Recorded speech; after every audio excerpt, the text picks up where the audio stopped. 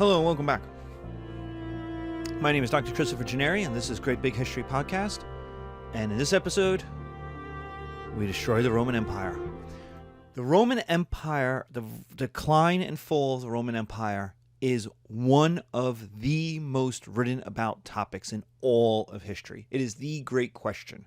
There are more theories about why it collapsed, from lead in the water to Christianity to climate change to decadence and homosexuality to just, I think at one count there was 350 or so different ideas of what destroyed the Roman Empire. It is the great question of historians. Why did this happen? Why did this great civilization come to an end? And the answer we'll come up with, the answer we will focus on, is politics. Is the answer we have had in the destruction and the end of other civilizations. The truth of the matter is Roman civilization doesn't end. It fractures and evolves. We get the three great Romantic languages, Italian, French, and Spanish. That's Rome continuing. We get Catholic Christianity, which is Italian. It's Italian Christianity continued.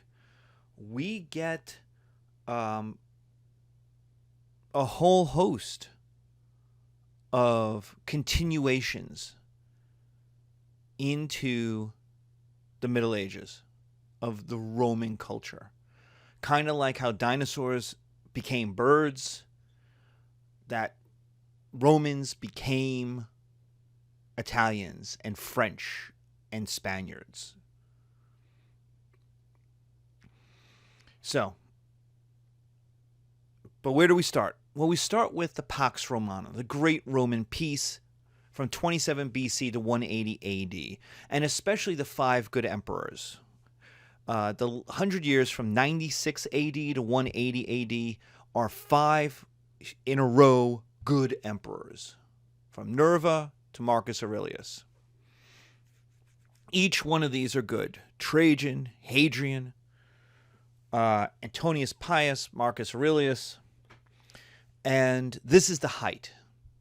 Augustus is good, but this period from 96 AD to 180 AD is the height of Roman civilization. To be alive in 100 AD in Rome is to live the best life on earth possible at that time. The death of Marcus Aurelius in 180 AD and the ascension of his son, Commodius, brings about trouble because Commodius turns out to be unstable. And the problem is that so much power, so much legitimacy is put into one person that when that one person is bad, a Caligula, a Nero, a Commodius, the structure begins to crack. Without having a good leader at the top, legitimacy begins to fall apart. And what happens is, after Commodius, we get a series. Well, with Commodius, we get a series of bad emperors. And those bad emperors bring about civil wars. Why? Because if they're a bad emperor, there are generals, colonels around the world who are going, hey, I could do a better job than this. This guy sucks. I could be emperor. And emperor is a pretty good job. And what happens when a bunch of these guys think that at the same time? Well, they'll fight it out. And what increasingly happens is the three armies, the one against the Germans, the one against the Goths, and the one against the Persians, increasingly fight each other. They see each other as not so much as Roman, as a separate army doing its own thing with a separate culture. And what we get is a series of civil wars. And what this is called is a third century crisis, because for about 100 years, again, Rome suffers for 100 years of civil war. Now, we had 5 good emperors in 100 years. But there is a period during the third century crisis where we have 25 emperors in 26 years. They become emperor, and they are immediately overthrown. They are murdered. They are killed by the crowd in Rome. So we have instability. The empire is adrift. Without a good leader, local officials start doing their own things. The armies start doing their own things. There's no help from the patrician. Why? Well, because the patricians got kicked out. They were a big fish in a big pond. And now there's a whale, the emperor. Well, they weren't going to get good jobs. They weren't going to be leaders. And so any patrician who wanted to be important went local. They left government. They left Rome. And they found some little dinky town in France, in Spain, where they could be the big shot. Remember, auctoritas, authority. Well, you're not going to have that in Rome anymore. So what these guys do is leave. And Caligula and Nero prove it because they start murdering people. And you're like, you know what? I don't need this. I'm rich. I don't have any power. And now I might be murdered by the emperor because he's crazy. And what they do is they go to Britain. They go to France. They go to Africa. They go east.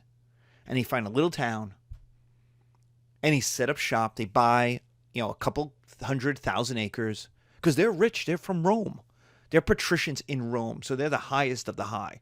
And what happens is they find a little town, maybe in northern Italy, in the Triol. And they find a little town. And they set up shop. And they buy a couple 100 acres, a couple 1,000 acres. And immediately they become the most important person in town. So they get elected mayor. They solve problems. They get elected judge. Because a rich dude solves problems. Because poor people have one problem. Poor people only have one problem. Not enough money. And so if they need stuff, they'll go to the rich guy. Schools will go to the rich guy. Like charities go to the rich guy and they say, please, sir, can you help us? And he says, of course I could help you. You need a place for a festival? I have a farm with 100 acres. Here, I'll give you 10 acres and you can put up your festival. He becomes the family who runs the town, who solves problems. All right, they're not a big fish in the big pond anymore. What they are is a big fish in a small pond. But that means that if Rome ever needs talent, they're stuck. All they have is the dynasty. They can't get beyond the extended family. They don't have access to the same talent that could bring in a Scipio, that could bring in a Gracchus. They can't pull, that could find a Cincinnatus. There are no Cincinnatuses in the 3rd century crisis. There just aren't. And so they went local. They threw up their hands and they said, enough. I don't care about Rome. I'm going to set up my own little shop. I'm going to have my own little kingdom. I'm going to be an important person in a small little town, small little world. And that's going to be cool. So there's no help from the patricians. They lose that talent, these emperors. The army also gets worse. Why? Because it's murdering each other. The Roman army is constantly fighting each other. And if you're a Roman, why would you join the Roman army in the 3rd century? Why? You're just going to end up fighting other Romans and being butchered and by men who know how to kill people with swords. Like, why would you join that?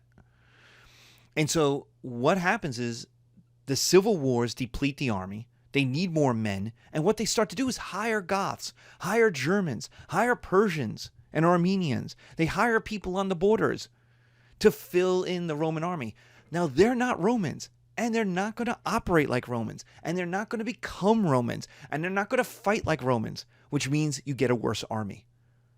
Increasingly, the army doesn't look Roman, doesn't act Roman, doesn't fight Roman, and doesn't have the ability of a Roman army. Increasingly, it's a different foreign army made up of mercenaries. Now, we talked about the end of the Roman Empire being 476, and the 3rd century crisis ends in 280. So can we recover? Like, There's still 200 years left. Like, we got time. Can we recover? Yes. Yeah, we can recover. All we need is a couple of good emperors, and we start to get one with Diocletian. All we need is nothing bad to happen. All we need is a couple of good emperors in a row that settle down, reestablish legitimacy, fix the army, convert those Goths and German mercenaries, either pay them off and send them back to Germany, or convert them into Romans. We can do this. This isn't a problem. This is bad. This ship has definitely hit the iceberg, but it's not sinking just yet. All we need is the hull to hold. All we need is nothing bad to happen. We can recover. Rome can be saved. So what happens? The Huns invade Europe. Great. Something bad happens. What happens is a giant bunch of nomadic horse lords from China cross Siberia, cross Central Asia, wreck the European frontiers of Russia, which aren't Russia yet, destroy Scythians, end up in Europe in what is modern-day Poland, and scare the hell out of everybody, because these are barbarians. The Germans, they live in their towns, they have their sheep, they got their cows. They're like the Gauls. So the Romans knew how to deal with them. The Goths, a little more barbarian, but more or less the same. Like, settling down, we can understand them. They're a little more warlike. They're a little less organized than many of the German tribes. And the German tribes are tough, but the Goths are a little less further developed towards cities and all that. But we can deal with that. Like, we understand them. The Romans understand these kind of barbarians because they dealt with the Gauls. So we can deal with them. The Huns, on the other hand, are totally different, totally new, and scare everybody. Remember we talked about nomadic horse lords wreck civilizations, the Bronze Age collapse, the destruction of Assyria? Here the Huns come. The Huns got kicked out of China by the Han, H-A-N-S. And they get in like a wrecking ball. Just go across. They leave history. Like, we have Chinese records of them. They get kicked out of China, and then the Chinese are like, well, they're gone, so they stop writing about the Huns. So they leave history. Because remember, nomads don't write anything down, so we have no idea what happens. But 200 years later, they explode into Eastern Europe and scare everybody. Well, if you're the Goths and the Germans, you can only go in one direction, and that is into the Roman Empire. You want to get away from these guys. This is Miley Cyrus on a flaming wrecking ball, just singing naked at you. It is scary, and you got to get out of the way. And the Germans go west, and the Goths go south, because everybody wants to get out of the way of this. So if you're the Romans, you got a problem. They scare the Goths. They scare the Germans. They're getting pushed into the Roman Empire. But wait. We've got Natio. We can convert them. So these people are flooding the border. They're coming over. But we can convert them. All we have to do is beat them up. Show them that that they can't just run into Rome, that they just can't squat on Roman land, that what we have to do is just beat them up, a couple of big battles, and convert them, and make them into Romans. And we can do that. We have the method. We have Natio. So this isn't so bad. All right? It looks bad. We got weak emperors. We still haven't recovered. We haven't gotten that strong emperor yet. Our army is definitely worse than it was 100 years ago. There are Goths and Germans in that army now who might not want to fight their cousins. But in theory, if we win a few big battles, we can convince the Goths and the Germans to convert, to become Romans. And we will all fight together against the Huns, and we'll win. Easy as pie. Roman Empire survives. We actually get to expand into Gothica and Germany. So everything except for maybe Poland and Russia becomes part of the Roman Empire. And boom, we've united modern Europe. We could go, maybe a future emperor invades Scandinavia, and boom, we have a modern, unified Europe to last another 1,000 years. All we have to do is win our battles. Nothing bad to happen. Well, guess what happens? The Battle of Adrianople, and we lose. The Battle of Adrianople in 376 AD, the emperor decides, instead of waiting for reinforcements, he is going to go and fight. He is going to go and win. And he goes and fights the Visigoths, one of the Gothic tribes, and he loses. His army gets crushed. He tries to escape. He hides in a barn. The Visigoths light it on fire and murder the emperor. And they have wiped out a Roman army, which means there is nothing stopping them. There is the army in the east protecting against the Persians. If they come west to fight the Goths, then the Persians will invade, so they can't really go anywhere. And there's the army against the Germans in the north. If they come south to go fight the Goths, the Germans are just going to cross the border, so they can't move. And so all of a sudden, that defense in depth is just wide open. The Goths can just run around. And what this does is break the empire in two. The death of the emperor just breaks the empire in two. Why? Well, because you end up with two emperors, one in the east and one in the west. You've got one in Constantinople, one in Rome. The one in Rome is worried about the Germans. The one in the east has to worry about the Goths and the Persians. So you end up with two emperors, two armies, two of everything, which means it's half of each. Because the Constantinople in the east is going to husband its resources. It's going to keep its stuff. It's not going to share it. In fact, they're going to help pay off Visigoths to go west. Hey, go invade the empire in the west. Go invade that usurper. Because with the death of the emperor at the Battle of Adrianople, you get two emperors. Two guys pop up and go, I'm emperor. One guy in Rome, one guy in Constantinople. So they don't like each other. They view each other as a fake emperor. And so instead of coming together to fight the unified foe, to beat the Goths, to fight the Huns, to unify, instead they cracked in two. And the East defended itself and the West defended itself. And what happened is just a mass mobilization, just a mass movement of people. Rome turned out not to be able to stop them. You have Rome worried about the north. You have Constantinople worried about the east. And what happens is a series of terrible events. In 406, the winter is so cold, the Rhine River freezes, and every German who wants to get out of the way of the Huns comes over the border, just floods the zone, just overwhelms the Roman army in the west. In 410, the Visigoths sack Rome. They had entered Italy a few years before. They marched down like Hannibal did, down the Apennine, and then in 410 they sacked Rome. And with that, the western half of the empire collapses.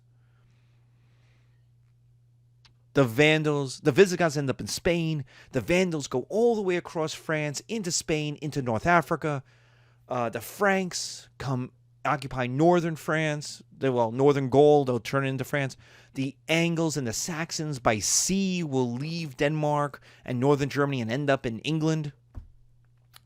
A Roman British army tries to escape England and get back to Italy. It gets smashed. It gets run over by this. It didn't know what was happening. So as it was going across Gaul, this just flood, just the tsunami of people just overwhelmed it. Now you have to understand, that tsunami of people is a few 100,000. The Roman Empire had 25 million people in it, 30 million people in it. It should have been able to absorb those people. It should not have been overwhelmed. So then why did it win? Why did the Roman Empire collapse? Well, it was weakened by civil war. It had been destroyed. Its armies had been destroyed. Its emperors had been humiliated by a barbarian invasion from outside the empire. Unlike the civil wars where Rome was being destroyed by inside the empire, now it's coming from outside the empire. And in the end, Romans didn't believe in Rome anymore. The emperors were so terrible. They didn't think the emperors would help them. There are letters from England being sent to Rome saying, help us. These Angles and these Saxons are showing up. Help us. Send an army. We're here. And they get no response because there's nobody listening. Because Italy is collapsing. Because France is collapsing. The emperor can't protect them. Roman armies can't fight them. And so what people did was make the best deal possible. And that's where the patricians came in. Remember the patricians are in the big fish in the small town? Well, what happens is the barbarians come in and they come in and go, we are going to murder everybody. And they're like, whoa. Look, I'm the mayor. Leave me in charge and everyone will pay you money. And then you could buy whatever you want. We call it taxation. The barbarians didn't have this. They didn't have taxation. They had no idea what a sales tax is, what an income tax is. They don't live in that world. They don't have that kind of either money, education, receipts, control.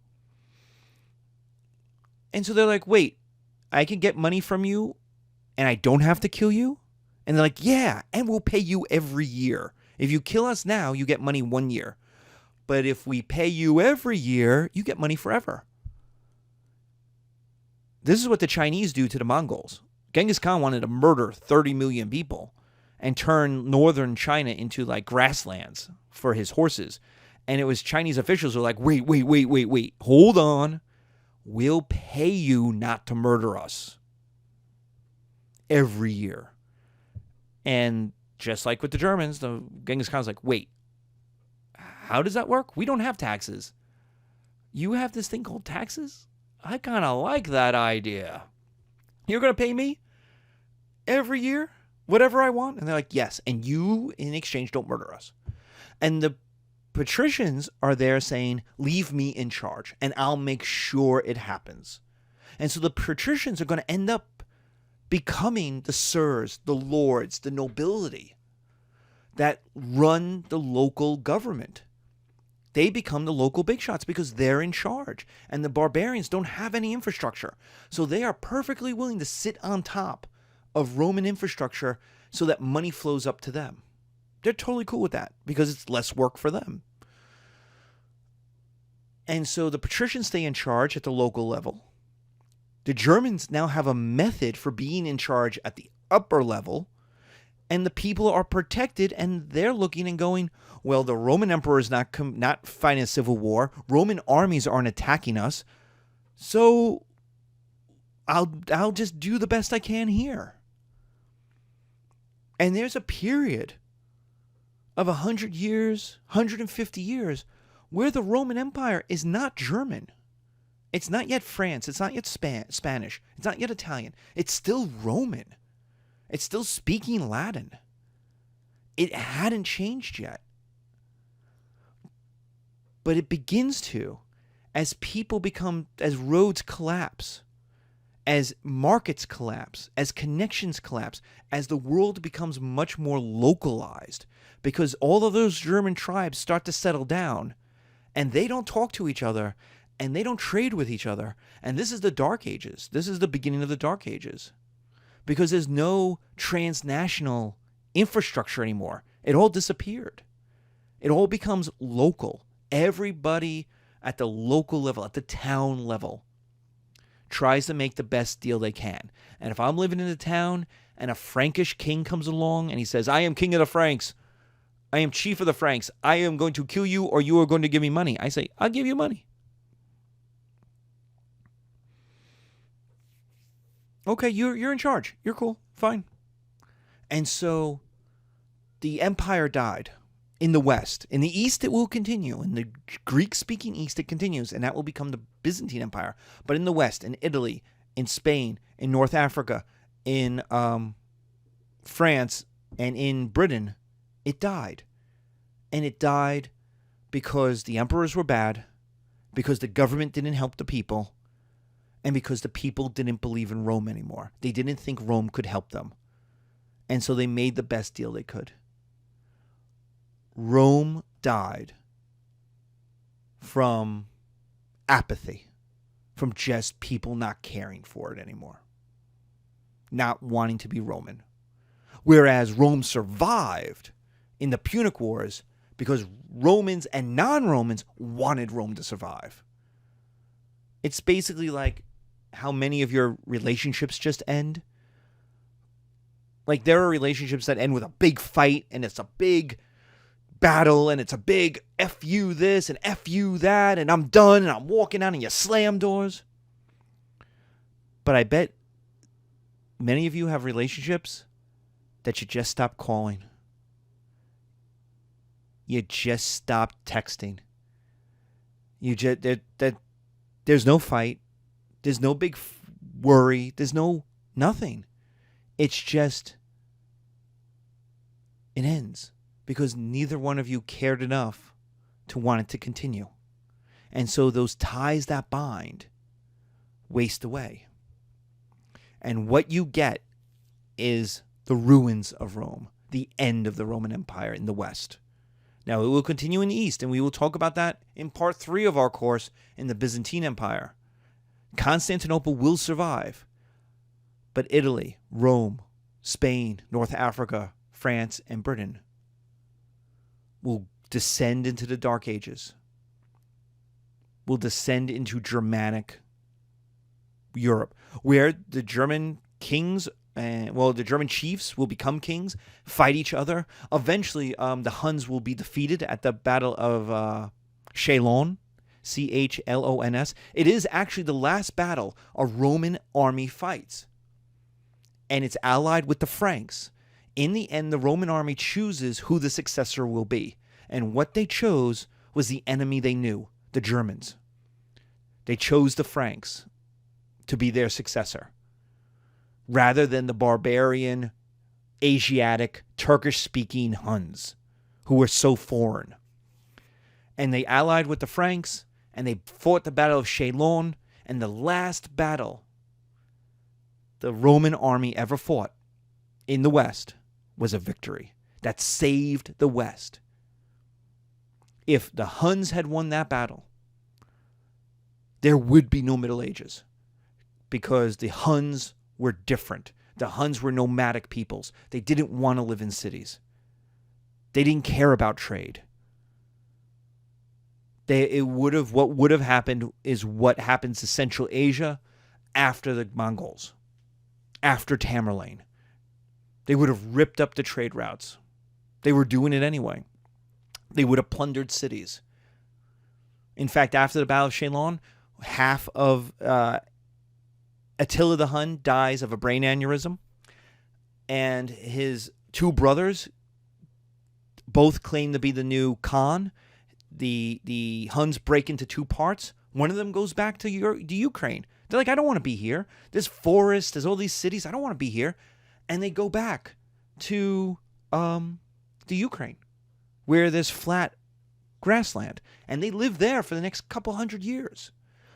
Whereas the other Huns end up being crushed in a series of battles by Germanic and Byzantine armies in Central Europe. So Hungary is called Hungary because it's the land of the Huns. But the Magyars aren't Huns. The Magyars are Magyars. They're another nomadic people. They move in the 9th century. So Hungary is named the land of the Huns, but the Huns, the real Huns, never really settled there. So, but what you get is the Dark Ages, the end of the Roman Empire in the West, and that is the end of our lecture.